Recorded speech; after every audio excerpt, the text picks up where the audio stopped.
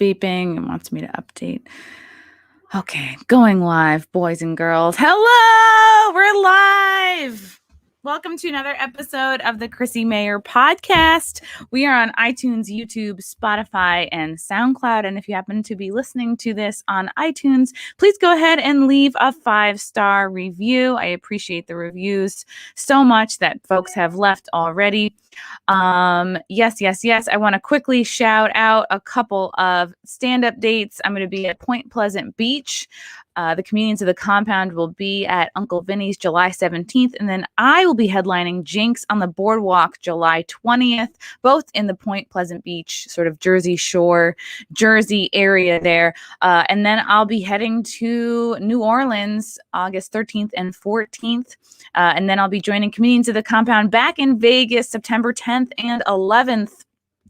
For Comedians of the Compound out in Vegas. Those shows are going to be ridiculous. And then I'll be heading back to Texas September 17th and 18th to headline Hyenas in Dallas. For tickets and details for all these shows, go to ChrissieMayr.com. Quick shout out to our sponsor, Cushy Dreams.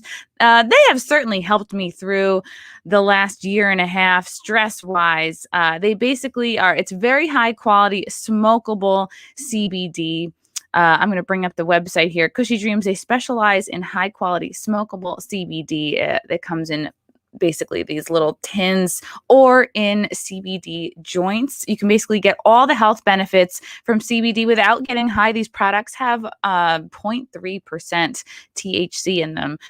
So you can relax, you can kind of calm down. That it really helps me. I like the Hustle blend. And I like the Dream blend, but it depends what you want to do with your day. They have different indica sativa blends. So if you want to be a little bit more up, during the day, you can do like Energy or Hustle. But if you want to like relax before bed, then yeah, you would do like Dream or Relax or Peace.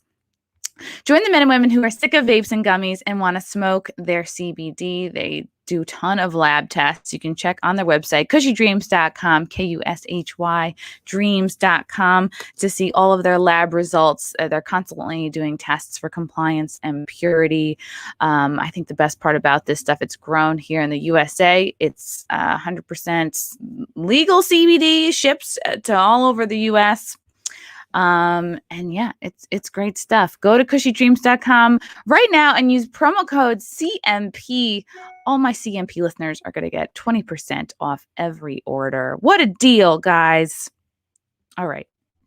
I'm so excited to have this guy on the podcast. I feel like I have known him for years, known of him. He's been in my orbit of people I've enjoyed. But I'm so happy he has the time to talk to us today. He's a comedian. He's an actor. He's a gifted impressionist, just a hilarious guy. Happy he's here with us today. Tyler Fischer. Hello, good morning.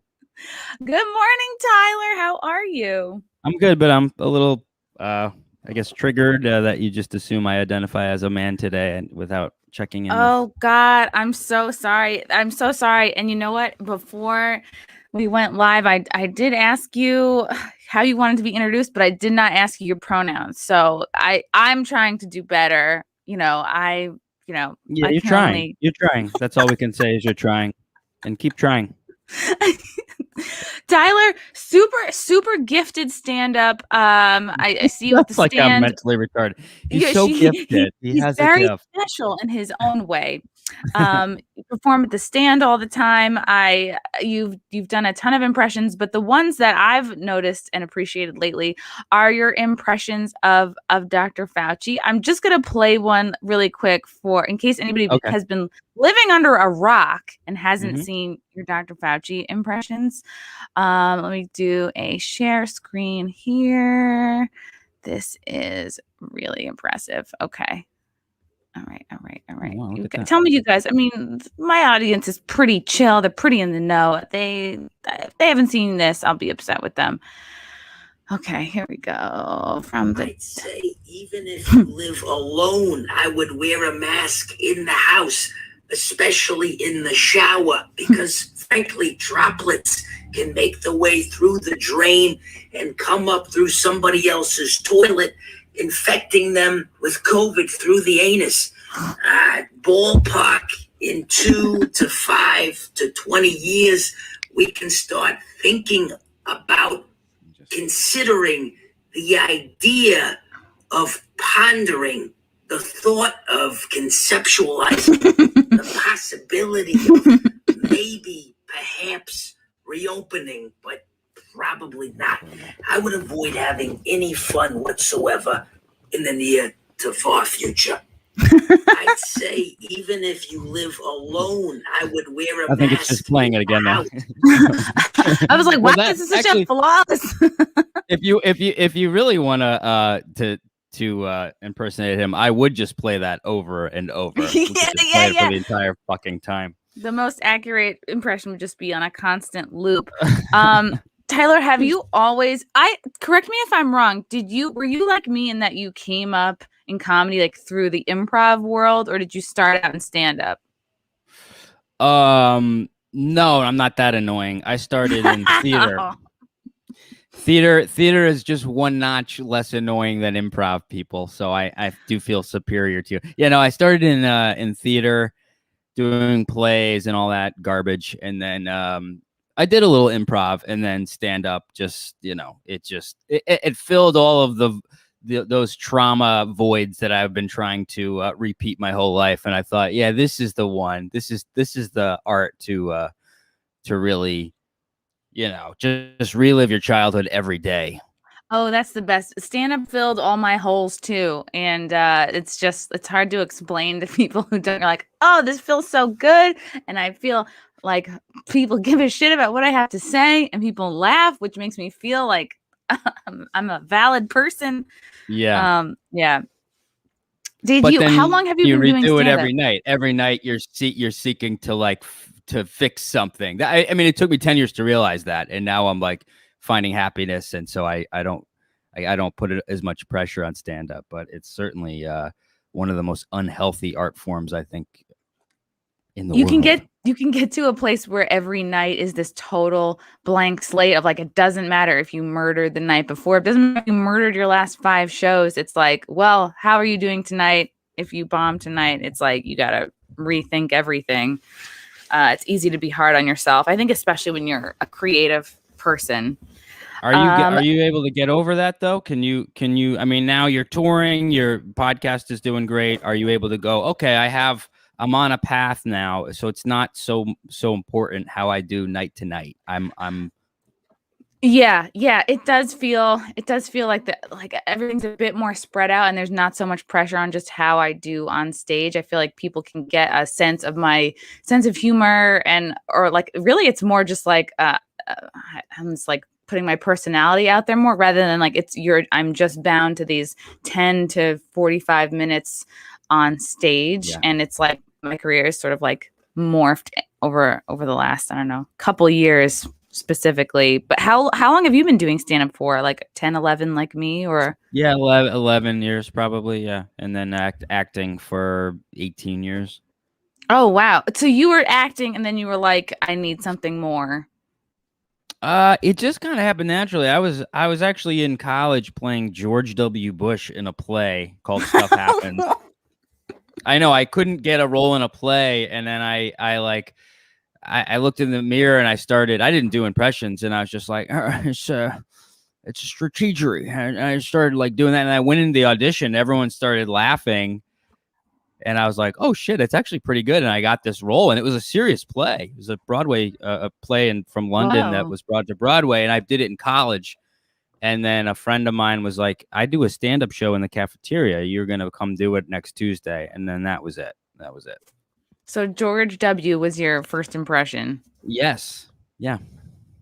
Yeah. Did the last year and a half or so like really inspire you creatively, or did you feel like kind of, it was I was really depressed, but it was pure survival. It was like, I got to do, I started an animation series. I was just losing my fucking mind. So it was pure survival, but luckily every couple weeks I'd come out with something, that did well online. And then I just try to be as consistent as possible and do something every day. And then occasionally something will hit. The Fauci thing wasn't anything different than I do. It just happened to nobody was really making fun of him in that way. So it just, I didn't realize that. And then yeah, 'cause I don't nobody's watch making late night anymore. I don't watch late night TV Yeah. shows anymore. I can't stand it. And I didn't know they weren't making fun of him on SNL or any of that. So that's why mine was really the only one that poked that kind of fun at him. So yeah,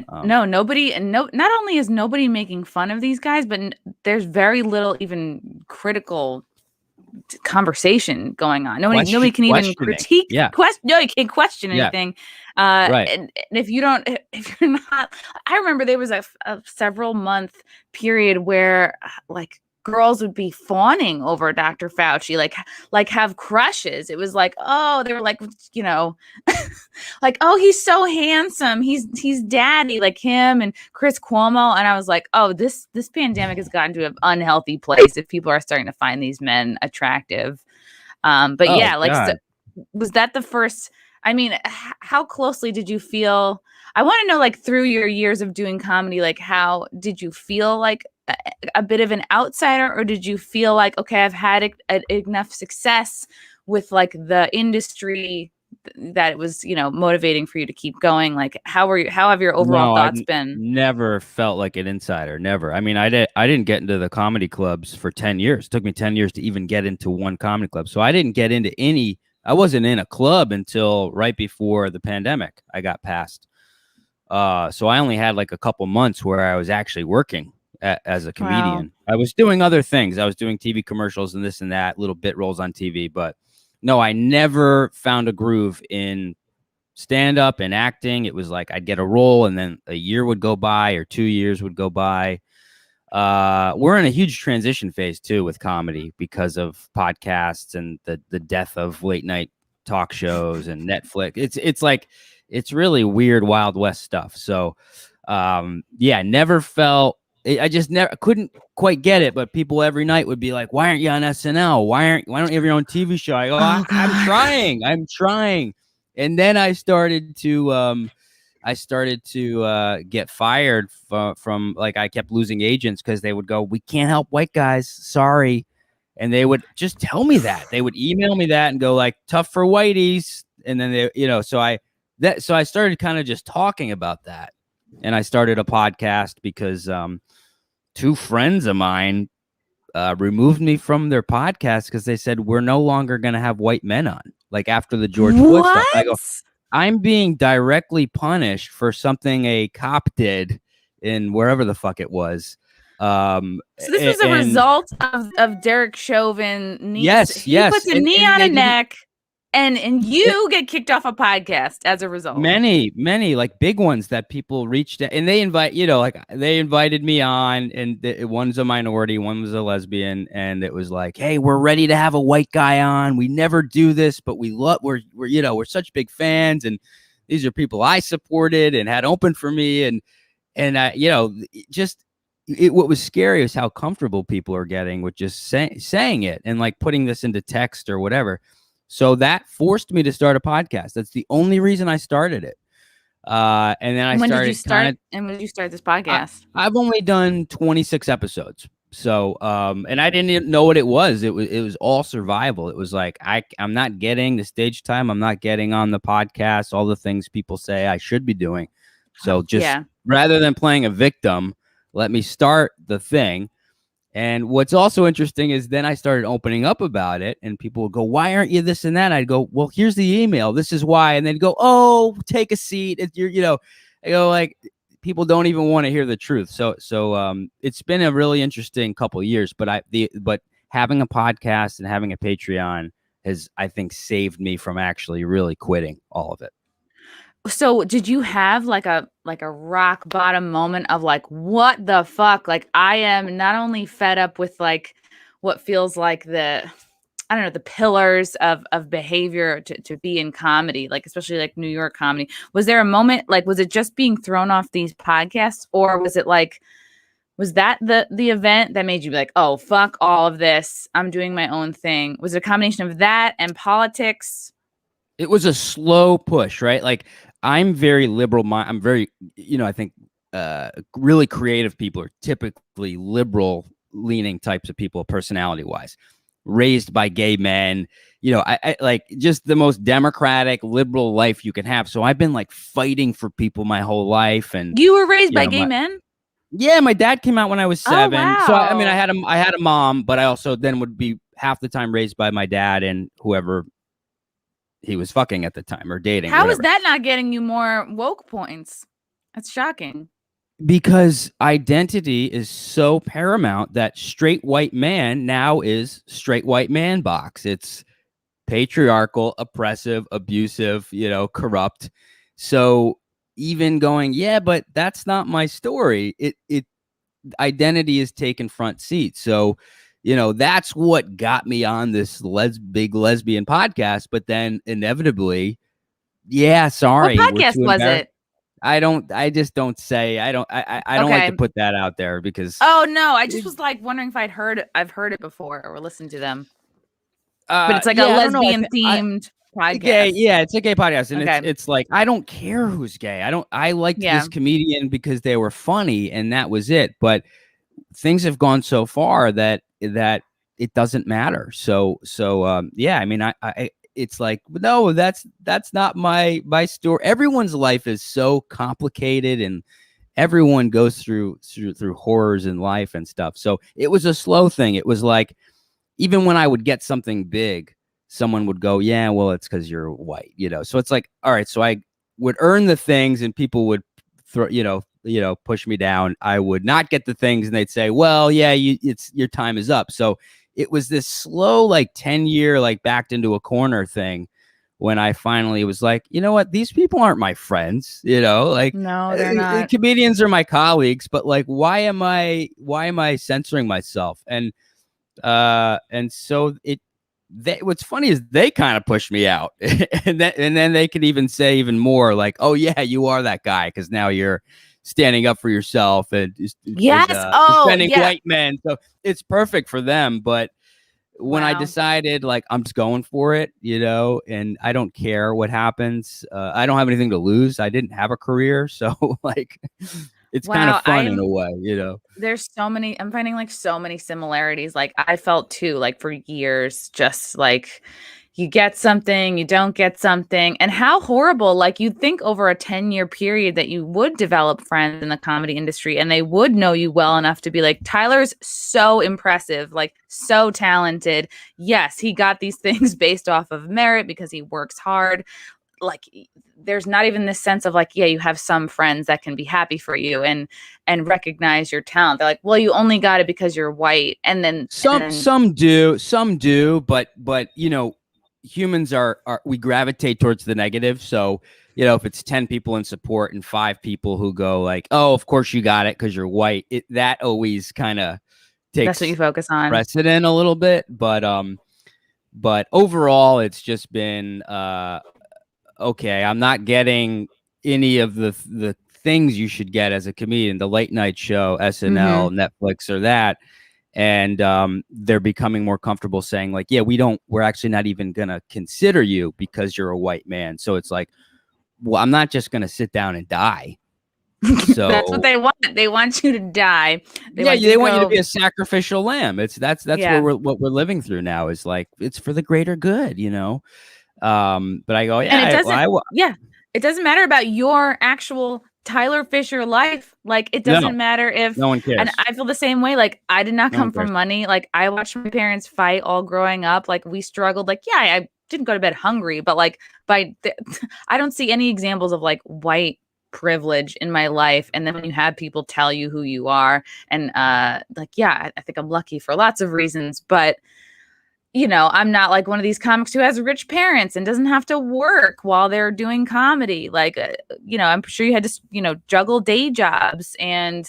Oh yeah, I babysat until a few years ago. So I was like, I didn't tell anyone. I was like watching kids all day, like babies. Like I'd literally, someone would see me on the street with with 2 babies in a stroller. Like, what are you doing? I'm like, oh yeah, this is my friend's kid. I would like lie about it. I was so embarrassed. Like I'm a dad now. Yeah.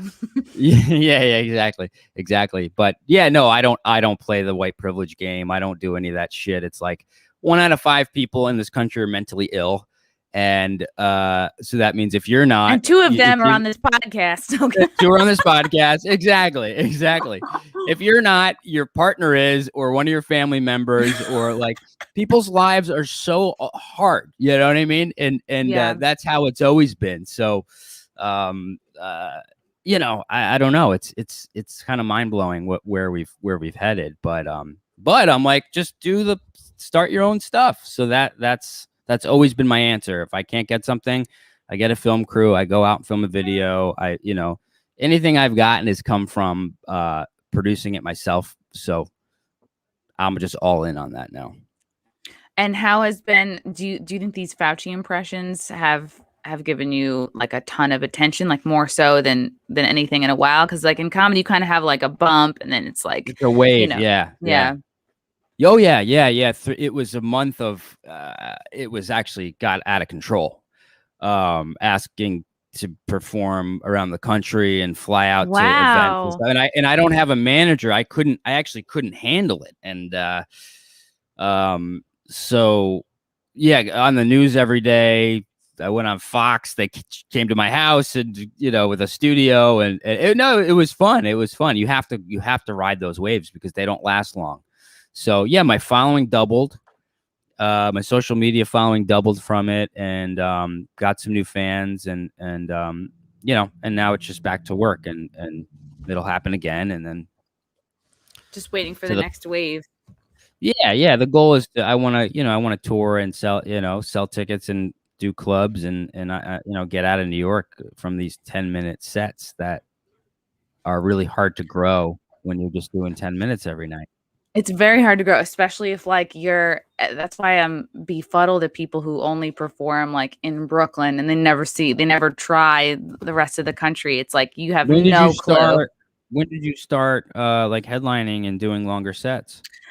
Gosh, I think it's been like maybe 3 years ago, maybe 4. I know that I had like my first big headlining tour was last year, right as the pandemic started. I had like a bunch of cities lined up. I did the first one in LA, and then the rest were canceled. So on one hand, it was like, whoo, weight off. Like, I don't know. Yeah. I don't know. I have to potentially not do well. But did you set that up? Sad. Was that all from just your own podcast? Yeah, I'm just like stuff? You, no manager. Just like through the years, like I would open for Mark Normand at this club, and kind of you just remember like, okay, what are these clubs, and then just like you have to, and then just I put it all together, myself. Like my boyfriend helped me a little bit, but yeah, like I don't have anybody setting me up with stuff. And what you're doing is really great and really smart. It's like building your following and get to a point where you can go to a club. Hey, here's my following. Here's all my numbers. Then the club can go, all right, this person can fill a room. And then they meet you. They fall in love with you. They love your personality. They see you're clearly talented. But like, unfortunately, like if it were just about talent, you would have, or you know what I mean? Like we'd both be totally good by now. But it's not right now. That's not a front seat. So, but maybe it's for the best, I think, because then you really gotta dig deep and there's a freedom to really being able to say what you want. I think once I started the Patreon and it's growing, and the podcast, I was like, oh yeah, now I feel like I could actually say what I want, because I'm also not worried. I'm not anticipating getting on a network show and then being canceled for a tweet, because I'm not even going down that route anymore. So what do you mean, like with Shane Gillis? Like, yeah, fired before he could even start. That screwed me up. I went on Anthony Cumia's show that day when he was fired. Oh wow! On live on Anthony's show, and I was just, and then by the end of Anthony's show, I go, I've said enough on this podcast today where someone would get clipped out, and if I got an SNL, I'd be fired. So like. That was going through my head the whole time. Every time I said something, I go, "Oh, that would get me fired. That would get me fired. That would get me fired." And I was like, "Holy shit!" It rattled me for weeks, if not months after that. Yeah, I remember I was at the stand that night, like when it happened. I saw Shane, everyone, a lot of people there, they're congratulating him. Like he's kind of walking around busy. I remember because I was supposed to do his show citywide. It was him, I think, and Karen Margolis, no, or Abby Rosenquist hosting. And Shane was kind of like running around being busy. And I think Abby was just hosting, and I was like waiting for my turn to go. But then I'm like, hey, congrats. And then it's all kind of unfolding that night. Like, Oh my I think, what God. was it? Seth Simon who ultimately threw him under the bridge and got Yeah, him fired. He's And coming everyone's after me now. of course he is. Of course I didn't he even is. know who he was. People started sending me That's screenshots of him, like tweeting me. I go, who is this guy? They're like, he's the Shane Gillis guy. And then I told some comics, and they go, whoa, congrats. yeah. It's a sign that things are looking up. Like if you're on his radar, then you're doing something right. Yeah, I was like, that's what got me notoriety with, because these were some big comedians who I was standing with, and they go, wow, that's great, congrats. I go, this is crazy. It used to be congrats, you're on the Tonight Show. Now it's like, congrats, some schlub is trying to cancel you. Like, what the hell is going on?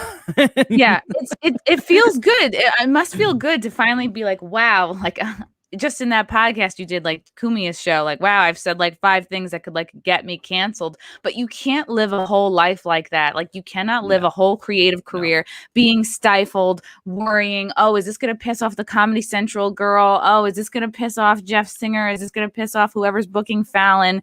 Like you can't live like that. You can't create like that. No, it's paralyzing the comedians, and I think comics are pretty self-conscious. That's why, like, we can control our speech and craft it, so it's deadly for anyone, but especially us, because our job is to go say crazy stuff, and that may or may not be okay with society, and then the crowd, which represents society, tells us. But you have to be able to throw that out and see how it lands. And yeah, I mean, it's gonna kill a lot of talented people for sure. Yeah, because I have had, like, just over the last year, I guess as I have increasingly put myself in like the crazy no box of comedians or whatever they're calling me.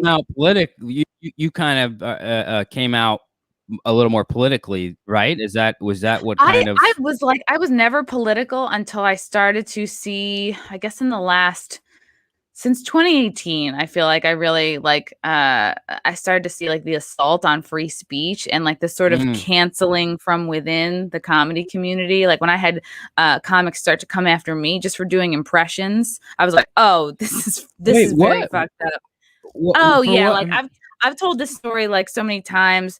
But it was this chick, Kate Willett. She had like a 15-minute Comedy Central special. She went on Compound Media. She went on Morning, and she was on with Gino, and they were debating about like cultural appropriation in Halloween costumes or something. And she got offended and walked off. And the Compound Media fans, like they love comedy. They love people who don't take themselves seriously. So they were very upset that she walked off. I was just talking about this on a podcast last night.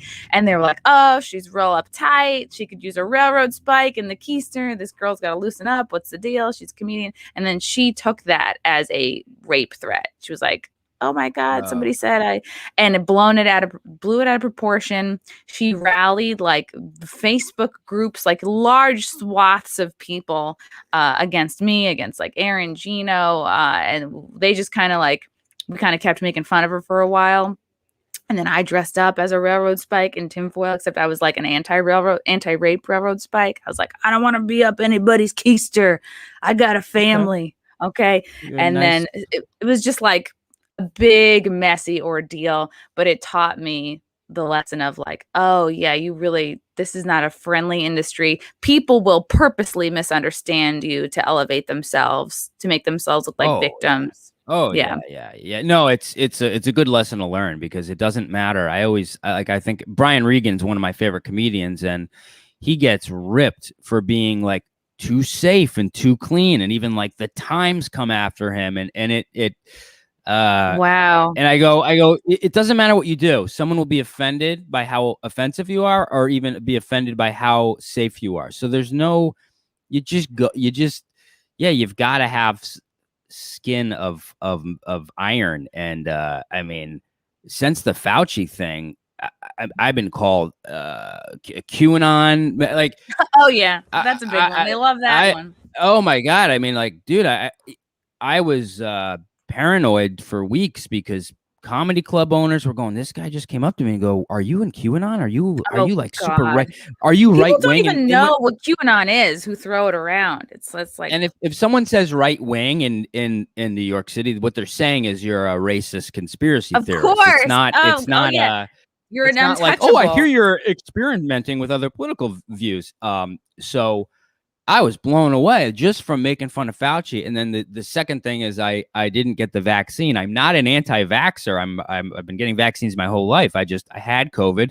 I'm young, I'm healthy, and I know the death rate for my age. I did like a ton of research. Kind of common sense. People, I'm getting shamed every night at comedy clubs. Like people openly will shame me, will come up to me, will a guy came up to me the other day and pretty much told me like, stop complaining about this white, like losing work for being white. He's like, I watched your podcast, you lose the chip on your shoulder. I'm like, is this a comedian or a regular person? Yeah, a comedian. Yeah. Wow. Yeah. And, that must night, fill you with rage.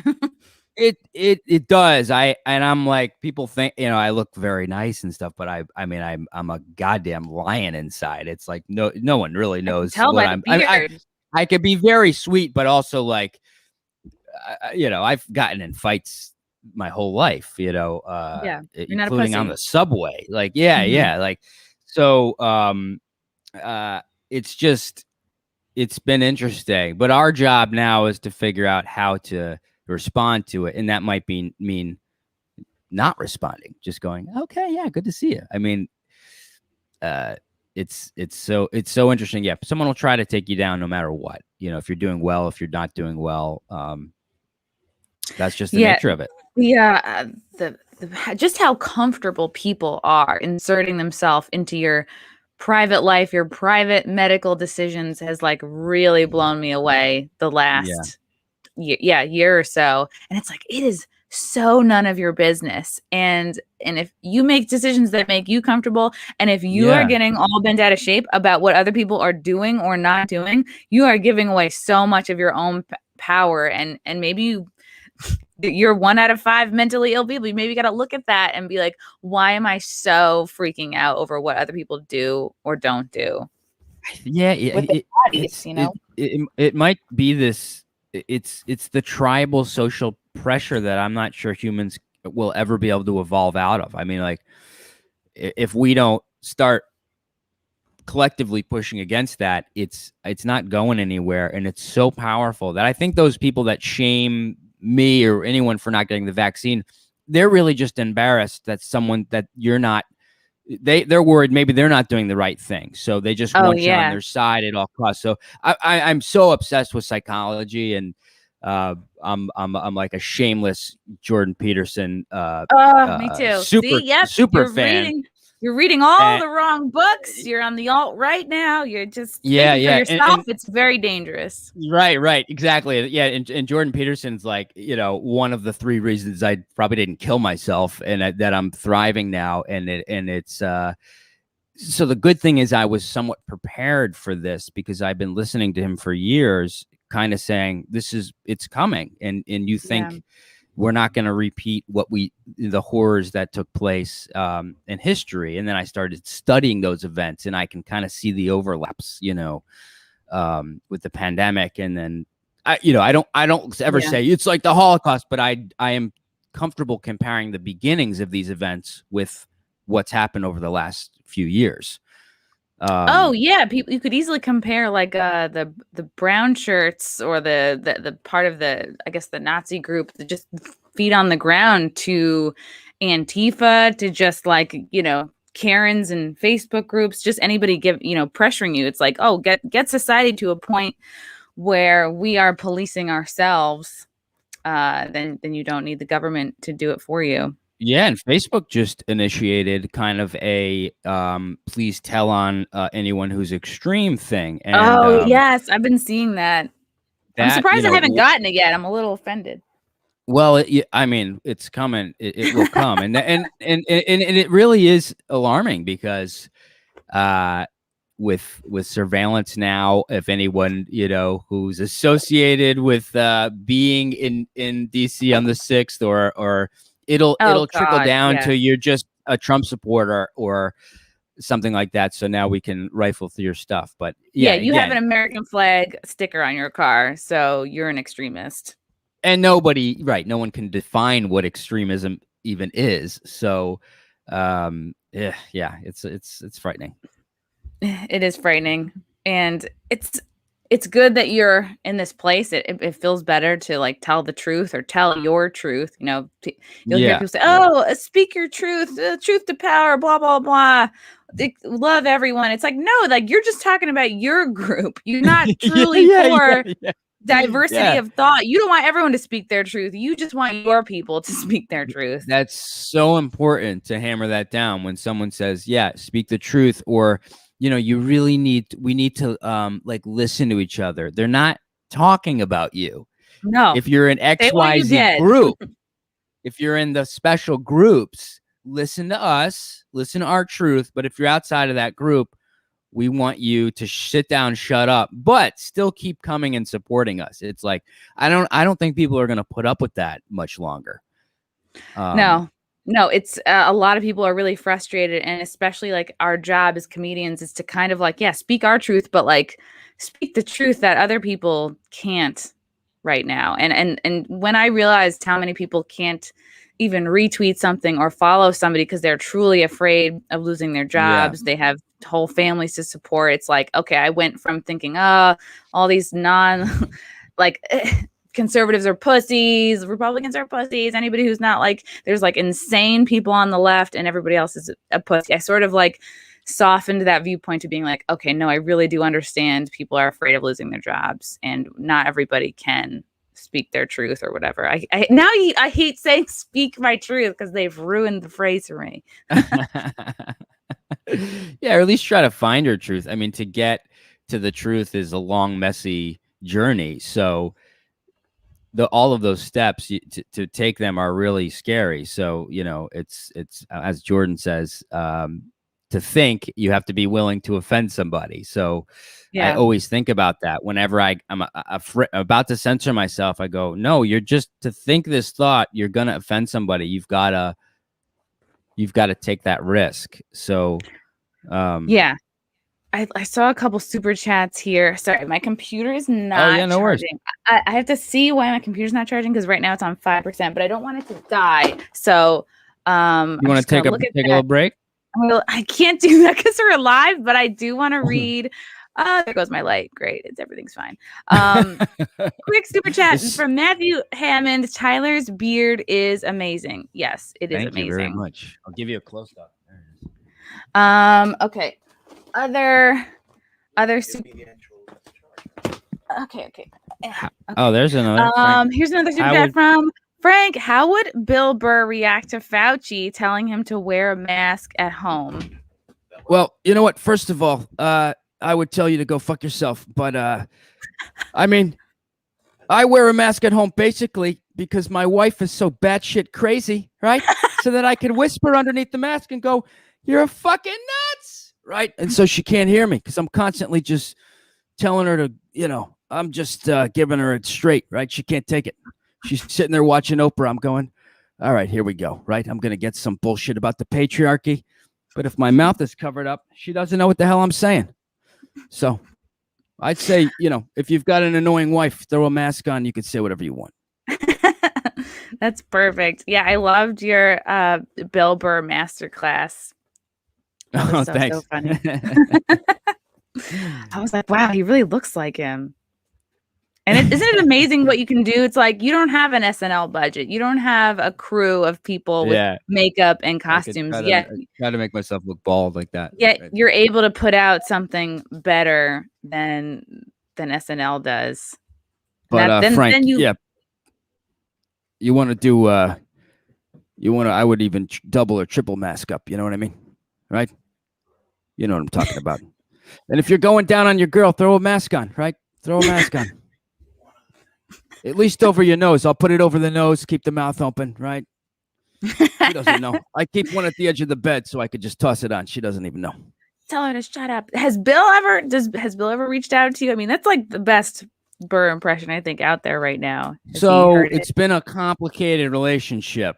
He can't handle listening to it. And I mean, he cannot handle it. And I've been with people who have texted him and being like, you got For real? He's known. Oh yeah. He's known about it for years. He's so self-conscious. And I think he's a total pussy. I'm prepared to start a war with Bill because, yes. he's a pussy. He really is. He's a fucking pussy.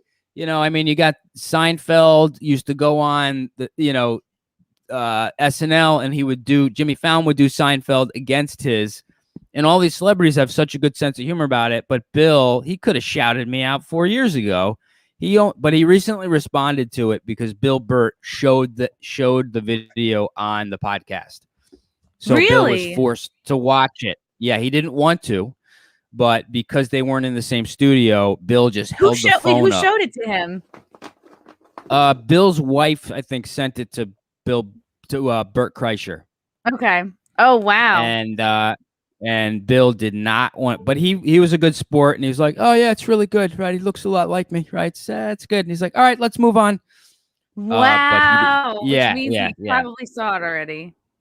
Oh yeah. But he I think he hates me, to be honest. What? See, this is like, he should be able to handle it. It's like, look, Bill, you've made it. You're successful. Like you probably have enough money to live for the rest of your life. Like, let some kid can't give me a retweet. I mean, one tweet could change my whole life. But and then I was like, oh, I felt bad for him. I was like, yeah, I guess maybe he doesn't want to hear his voice. Then I started listening to his podcast. He does impressions of all these people and roasts them, and I'm like, you know what? Fuck you. That's fucked up, man. See, I don't know. I think you should always, when you've reached the top, I don't know, maybe because I've spent so much time struggling and failing, but I think once you reach the top, go ahead and help people under you. Like, look down once in a while. Yeah. It's like I have so many people, famous people, like sending it to him and going, you got to watch it. So it's not like I'm some schlub. I'm like a respected comic who's nailed the impression. So yeah, I'm prepared to start a beef with Bill Burr. Let's start that beef. I one time had a person do an impression of me, like they had a wig on, but then I think they ultimately committed suicide. So that's I don't know what happened there. Yeah, it's kind of a dark story. Maybe they really committed to the bit. They're like, her career's dying, so they just kill themselves. Yeah, and like, yeah, like a real Jim Carrey, Andy Kaufman style commitment. Another super chat. Thank you, Matthew Hammond. When did clapter become acceptable to comedians? A clear example of this was when Jon Stewart went on the Stephen Colbert show and mentioned the lab leak. What's clapter? I mean, clapter is it's clapping instead of laughter. It's like it's clapping instead of eliciting like a visceral laughing response. It's just like approval. Oh, okay. I think it's been around a lot. I even just heard some comics talking about the 80s was a huge like applause break era. And that was a popular thing in the 80s. And now they said maybe it's coming back a little bit. But maybe if something isn't that funny, but you want to agree with it. Yeah. Because you can't force a laugh, but you can just clap, right? I don't know. Sometimes it's fine. I think if all you're getting are claps, then perhaps you're preaching more than you're doing jokes, but everyone's different. Yeah. But Matthew, he's probably a Compound Media fan because Gino talks about clapter all the time. Like, these comics are going for clapter and not actual laughs. They just want approval. He's a bad man. He's well, I don't think they're actually going for it. I think they're just not. They're choosing virtue signaling over crafting jokes. So, I mean, I've never seen the Nanette thing, but would you say that's kind of in the vein of like... Absolutely. That to like me, wasn't a comedy special, but it was or whatever. To me, it feels like the comedy industry is like the teacher or the parent or whatever. They're the authority, right? And so I look at like the woke virtue signaling comedy as like, oh, you're just trying to suck up to the teacher. Like that's not you. I mean, if it is, that sucks. But like, you're just trying to impress the person in charge. Like, you're not trying to impress like the other kids in the class, you know? It's like class clown versus the class like suck up. That's what it feels like to me. Yeah, you're right. You're right. And you know, if they want to do it, that's, you know, have fun, but you got to be dying inside a little bit eventually. Yeah, I think so too. I think so too. And I really want to show, I wanted to show this before. This was your another thing that SNL is not making fun of is mainstream media. And this was like a really funny tweet you did, like a video of like, this is what happens to people who watch CNN. And I saw this the other day and I cracked up. And again, if you're not following Tyler Fischer on Twitter, I'm sorry, I just don't know what you're waiting for or what your problem I never is. used Twitter until the Fauci thing because I had no following until the Fauci video, so I wasn't really using it. And now you're here. Wait a second. Here we go. This pandemic is not over. Put your mask on. You have these people with masks on and these dogs with no masks on. You're killing us. Are you not watching CNN? You can't run from the Delta variant. Look at this man and his dog. These are racist people. Racist. Whose dog is this? Put a mask on. They're trying to kill my grandmother. I bet nobody has a mask on the plane. They're trying to kill everybody. It's like 9/11 all over again. Look at this super duper duper deluxe super spreader event. Put them all in jail. Put that baby in jail. This pandemic is over. A lot of people were like, staring at me while I was filming it. I mean, to me, you seem like a typical New Yorker. That's what I was like, though, when COVID started. Like, I was still very much stuck. Like, I'm a Democrat, stay in my lane. I was watching CNN all day. I was watching MSNBC, and I had COVID. So I was in like a full-blown mental breakdown for about 2 months. Because when I had COVID and it was so early, I couldn't get a test. I couldn't get any. There was like nothing. When did you get it? I had it like March 12th, the first wave. Oh, wow. You were like patient 12. Yeah. And it was bad. Yeah. It was really bad. I'm not the healthiest guy. I'm skinny, but I'm not that healthy. So, so watching CNN on top of having it and then being like, you know, there was a 30-year-old who just dropped dead. You know, they'd find like 3 young people. And I sat with 911 dialed on my phone next to my bed. I wrote a living will. I wrote out care directions for my dog. And that, you know, that's probably good because that probably did push me out of going like, I can't listen or watch this stuff anymore. And then like when it wasn't COVID, it was like white shaming or this or that. I mean, I would have NPR on the background all day. Oh no, and, you poor thing. Yeah. You were finally, everything you were consuming was making you nuts. Yeah. And I go, wait, they're not like rooting for us. They want us to suffer. So we keep coming back. And, So did you go to the hospital at all? Or you just like toughed it all out at home? I went to, I couldn't get a test. I couldn't even get a test. Like I would go to different doctors and there was nothing. And they'd go like, yeah, you would be in the hospital, but we can't send you there because you're not going to get a space. Oh, so, man. So you had it at the absolute worst time. Yeah. But the psychosomatic really part was worse. Yeah. Oh, yeah. No, I was convinced. Yeah, convinced. You're like, I'm going to die. Your poor dog. Is that a golden doodle? He's a Labradoodle. Oh, my God. He looks like Muffin. Yeah, he's so cute. He's so What's his name? Cute. Freddie. When did you get him? Is he a pandemic dog? No, I got him 3 years ago.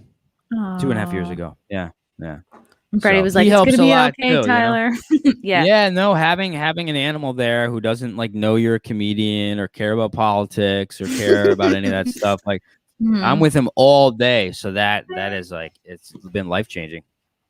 Yeah, he's really like an emotional support animal. I've been hearing that from more and more people is like, especially if they don't live with a bunch of roommates or family, like if you're like living by yourself and you have an animal, that can make such a difference. Oh, it's huge. Yeah, I used to sleep until like 2 p.m. Yeah, I used to do that too. How old's your dog? Oh, Muffin, I think is 3. Yeah, like 3.5. It's actually like my boyfriend's mom's dog, but like I don't know. I feel okay. close. I feel like I don't know. So I was basically there. yours. Yeah, basically, I was there when they brought it home. I'm very close with her. So if you were there the day she got a new car, you'd be like, "Well, it's my car. I was there when she pulled up." It is mine. Yeah, I did. I was the first person to open the trunk. So, wow. So Muffin's not with you right now. Muffin is with me. I'm actually, I'm like with my boyfriend's family. Yeah, where are you We're all- located? well, we're right now. This is like we're at their condo, which is like upstate, but we're all Okay. together, and I'm doing a podcast in a porch that has been semi-winterized, but it's like about 100 degrees in here because the cooling, the heating and cooling doesn't really reach this room. But it's like, you know what? You got to keep working. Do you feel like you're done with New York City? Like, are you? I mean, I can't really tolerate it anymore. Like, even for walking my dog, I just can't. The noise, the crime. Yeah, I mean, I moved out of New York City 5 years ago. Moved to White Plains with my boyfriend because he's from like and I'm from Long Island, and like he was from Westchester. So it was either he was gonna like move in with me in Queens where I was living, which was horrible. I was living with a 65-year-old woman that I met off Craigslist. So that was you can't bring another person into that situation. And I lived with her for 4 years. Like I had Stockholm syndrome for sure. Shout out to Susan. She was horrible. So at first when I moved to Westchester with him, I was like, oh, this is horrible. This is going to be the death of my career. I'm going to be so far away from everything that's happening. I'm going to lose spots. I'm going to lose relevancy. But now looking back, I'm like, oh, no, I would have been like really miserable to stay living in the city just because I need grass. I need like room. And now like I've done a few spots in the city, like just in the last like couple months, and the crowds feel different to me. Like I was at the Grizzly Pear and I'm like, this doesn't feel like a representative crowd. This feels like a lot of young people who couldn't move out of the city, who were like too broke to figure something else out. Like a lot of students. I'm like, this doesn't feel like when you do like the road and you're like, okay, this is a good mix of like real people who've lived life. And I'm like, I didn't feel like I could connect. And that's not just me being like blaming the crowd, because I feel like everyone's saying that. People, I don't tour really, but everyone that does says New York is now the worst place to do comedy. Hopefully it'll change as tourism comes back, because you'll get people from the Midwest, from Europe, and I hope. I just did my first show where there was like people from Mexico, a guy from Dubai, and it did feel more fun. I hope that comes back. Yeah. Are you looking to move out? I don't think I can. I can't handle it anymore. I mean, I just can't. I can't do it. The subway. God, I got stuck underground for an hour and missed my show at the stand, and they're yelling at me, and I just like I can't do the mental breakdowns anymore. And it's even really just Freddie, a little. We go. I have some beautiful little back streets in Brooklyn here, and he just got attacked by a dog the other day. A guy came 30 miles an hour down the sidewalk on a scooter and smashed into a tree and broke his face. And then we loop back around, and there's just a river of blood, and it's like you can't. There's just no street anymore that is exempt from this like chaos. And my subway stop is literally a homeless fentanyl shelter, and I threw up walking into the park the other day just from what I saw on the street. Wow. Yeah, it made you sick to your stomach just seeing. And I noticed my subway stop that I get out to go to Compound Media. I say this all the time. There's people like they're just bold, and they're mixing up heroin. They're doing it. It's like it's a little after school science class happening right on the stairs to get out at 34th Street. They're making the volcano thing with the I'm like, baking soda.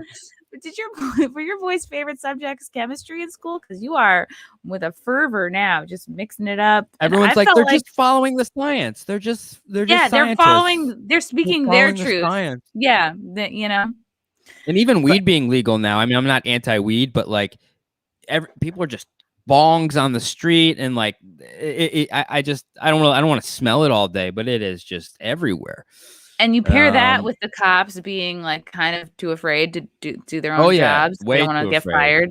They're just not doing shit. And so No, and I like the cops, which is crazy, right? Oh, but, God, you're such an extremist. Wow. Yeah. So I talk to cops all the time just to like show them my support. I'll just go up and chat with them just to be like, hey, I'm not afraid of you, and tell me about your job and what who do you want to appreciate that a lot. Yeah. Yeah, who do you want for mayor? And like the cops are just like dead inside, Yeah, they're just like running the clock out.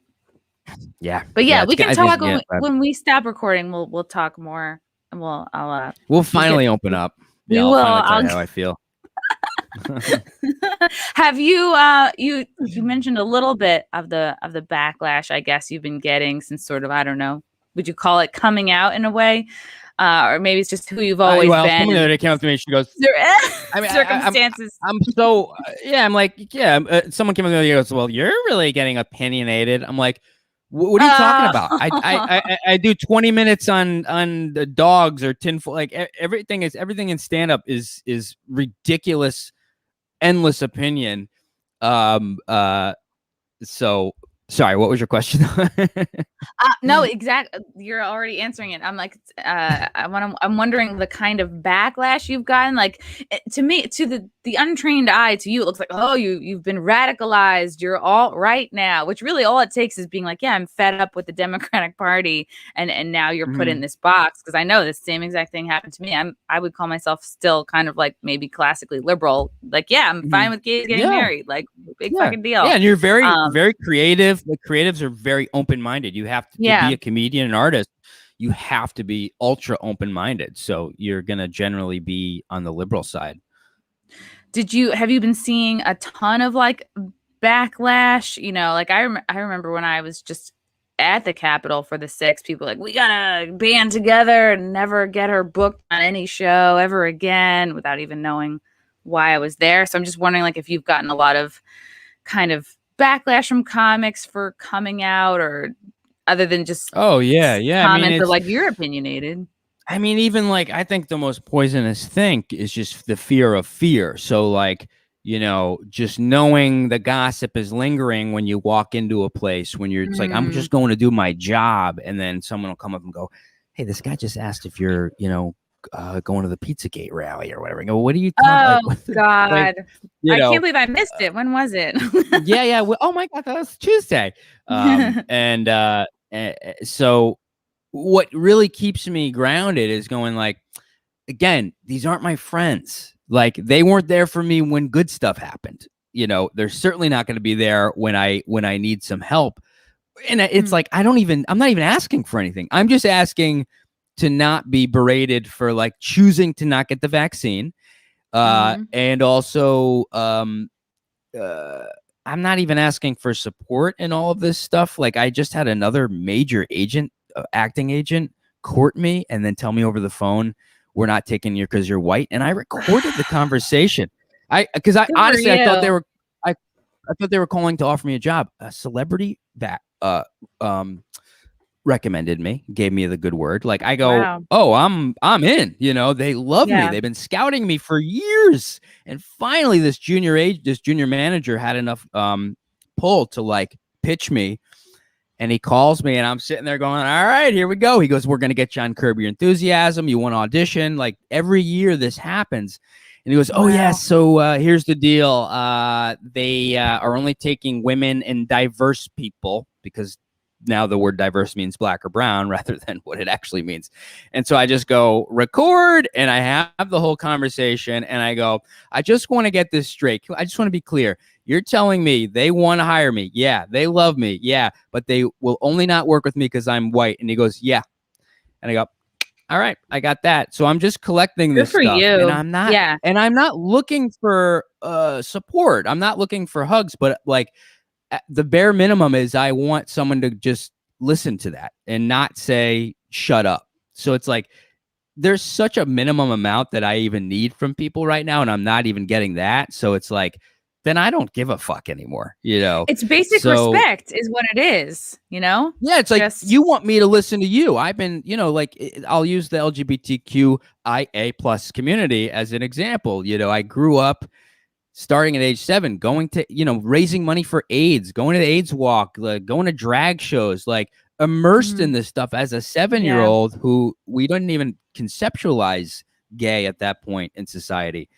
And all I would hear is like straight shaming my whole life from these people that I go, I'm giving my life to you. I'm taking beatings from kids. I'm getting bullied. And like, I'm getting no support. I'm just told that I'm this weird, straight, like toxic male. So I'm out. Wow. So man, like, that's so horrible. It's a relief in a way. Cause now, it's like, no one's going to put up with that after a while. But the upside is like, now I've decided, like, I'm not marching. I'm not protesting. I don't support any of that shit. I don't believe in pride months or any month, because I judge people based on how they treat me and who they are. So it is a relief in a way, as long as you can really, you have to manage that online bullying or any of that stuff. That, you know, I've got a therapist and I'm in 12 steps, and like, so I have my ways to deal with it. Yeah.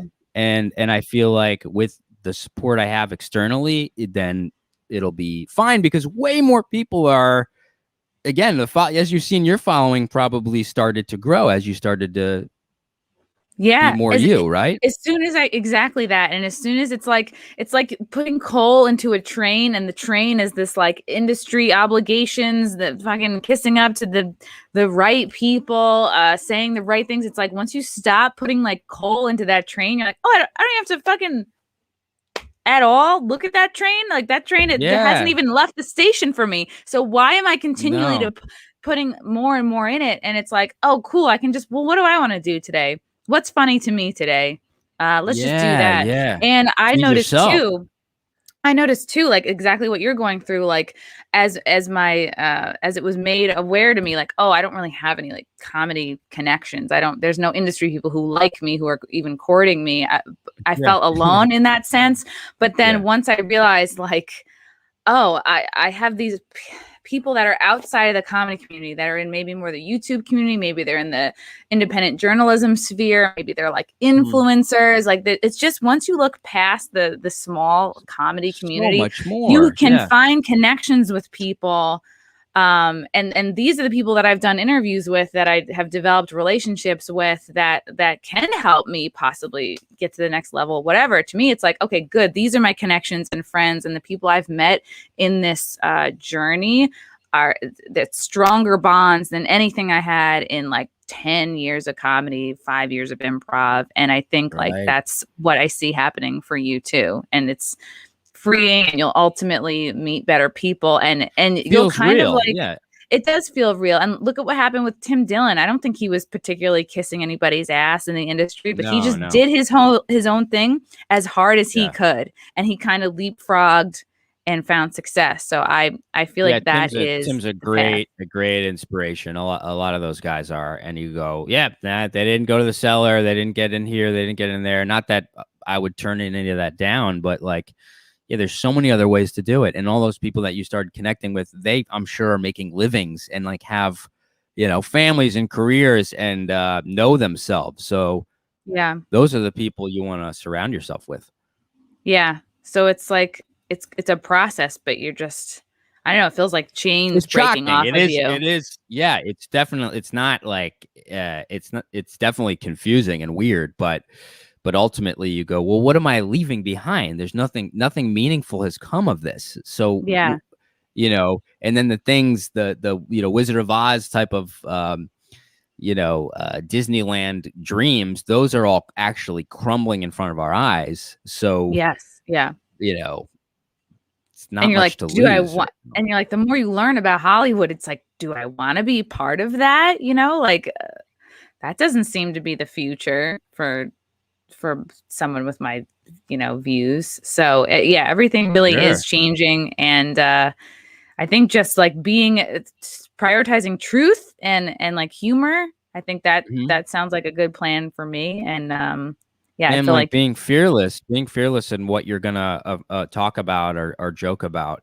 You know, it's like we're just throwing caution to the wind. You can't predict how anything's gonna land. So like making an actual decision, like I'm not gonna censor myself. Is like I'm not allowed to edit my podcast. That was a rule. I said if I do it, ooh, I'm not allowed to edit it. So I can't take anything out. So whatever I say stays and it goes out.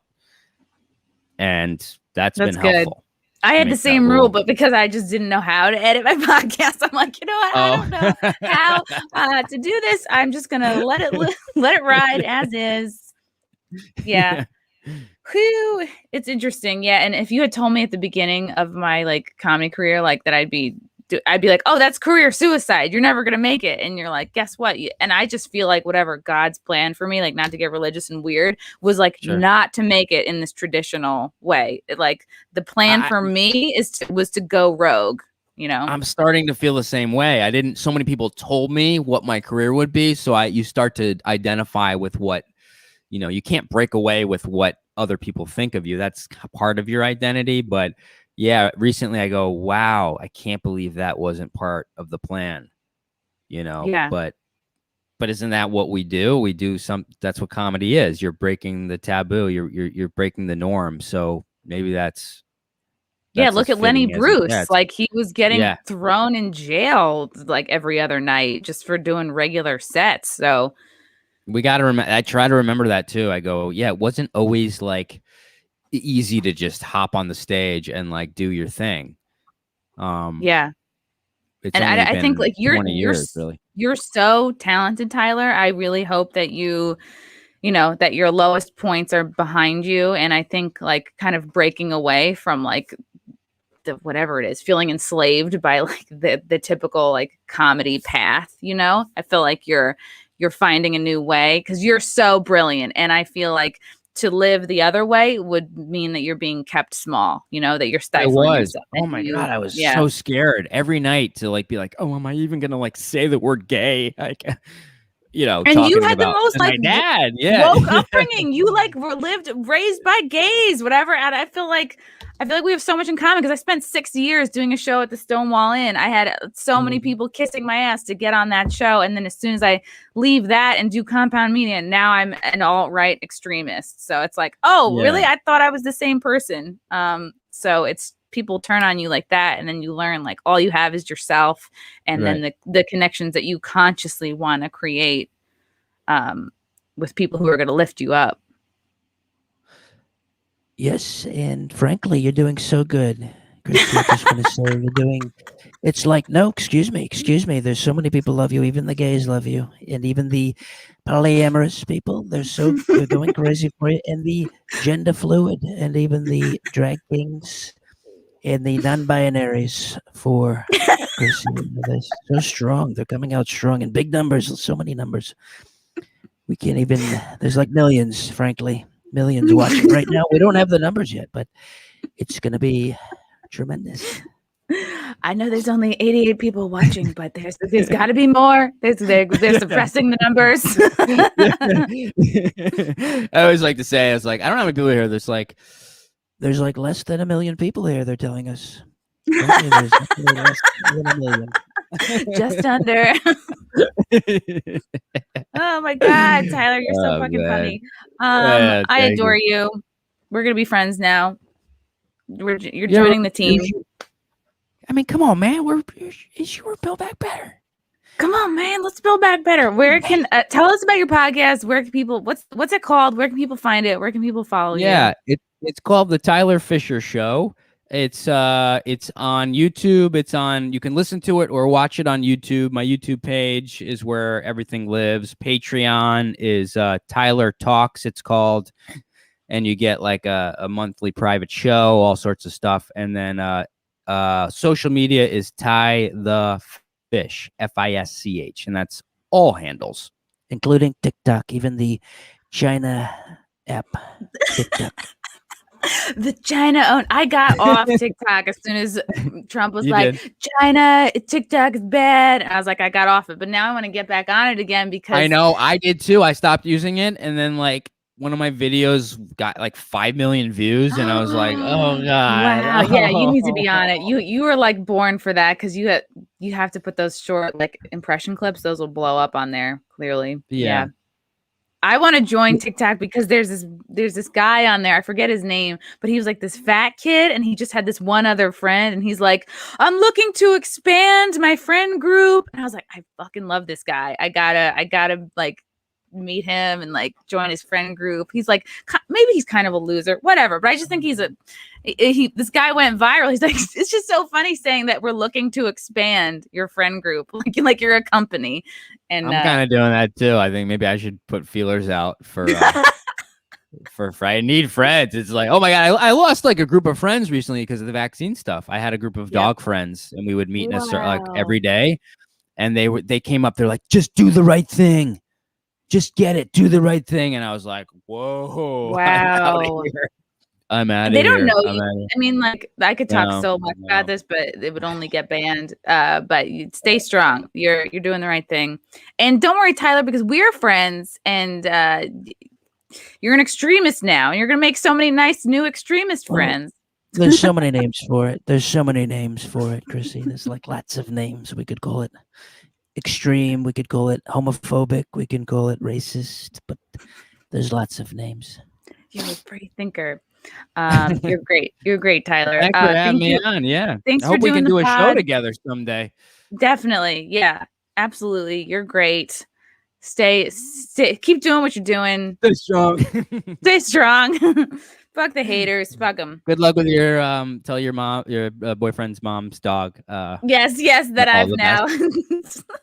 I'm like, it's not actually my dog. I'm really embarrassed. Like, oh, that's changeable. Yeah. But yeah, nice job with you. I was so happy to see it. One day I just saw it. I was like, whoa, you just kind of blew up, and I was like, she's doing something right. I don't know what it is, but it's something. Yeah, it's fucking the haters. That's what I'm doing. Woo! Love you, Tyler. This was great. Okay. Take care. Okay, talk to you soon. Stay strong. China. Keep doing what you're doing. Bye. Bye.